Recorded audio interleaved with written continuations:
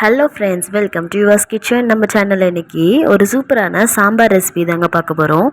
எப்போவுமே சாம்பார் செய்வதை விட கண்டிப்பாக இந்த மாதிரி ட்ரை பண்ணி பாருங்கள். டேஸ்ட் அவ்வளோ சூப்பராக இருக்கும்.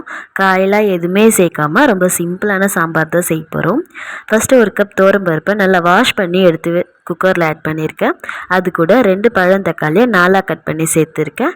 6 பச்சை மிளகா, ஒரு 10 பல்லு போல் பூண்டு, 1 ஸ்பூன் சீரகம், கொஞ்சமாக மஞ்சத்தூள், ஒரு சிட்டிகை பெருங்காயம் சேர்த்து கொஞ்சமாக தண்ணி சேர்த்து விசில் வச்சு எடுத்துக்க வேண்டியது தான். இப்போ விசில் வந்துடுச்சு. ப்ரெஷர் எல்லாம் போனதுக்கப்புறம் நல்லா மசிச்சு விட்டுக்கலாம். அப்புறம் ஒரு கடாயில் கொஞ்சமாக எண்ணெய் சேர்த்துக்கலாம்.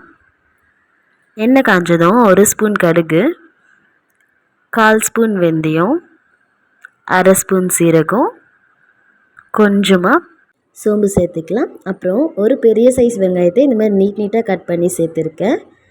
அப்புறம் ஒரு 5-6 வரமிளகாவை கிள்ளி சேர்த்துருக்கேன். கொஞ்சமாக பூண்டு தட்டி சேர்த்துக்கலாம். ஒரு கொத்து கருவேப்பிலை சேர்த்து வதக்கிக்கலாம். ரொம்ப வதங்கணும்னு அவசியம் இல்லை, ஓரளவுக்கு வெங்காயம் வதங்கினாலே போதும். இது மிளகா கிள்ளி போட்டு சாம்பார்னால மிளகா நல்லா தாராளமாக சேர்த்துக்கலாம். டேஸ்ட் நல்லாயிருக்கும். ஓரளவுக்கு வதங்கினதும் இதில் நம்ம கரைச்சி வச்ச பருப்பையும் சேர்த்துக்கலாம்.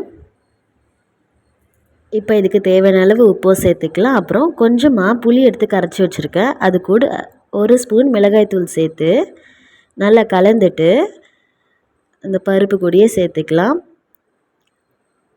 நல்லா கலந்து விட்டுட்டு ஒரு 10 நிமிஷம் நல்லா கொதிக்கட்டும். நல்லா கொதிச்சிருக்கு. லாஸ்ட்டில் கொஞ்சமாக மல்லி இலை தூவிட்டு இறக்கிட வேண்டியதுதான். சூப்பராக இருக்கும். நீங்கள் ட்ரை பண்ணி பாருங்கள். ட்ரை பண்ணி பார்த்துட்டு எப்படி இருக்குன்னு கமெண்ட்டில் மறக்காமல் கமெண்ட் பண்ணுங்கள்.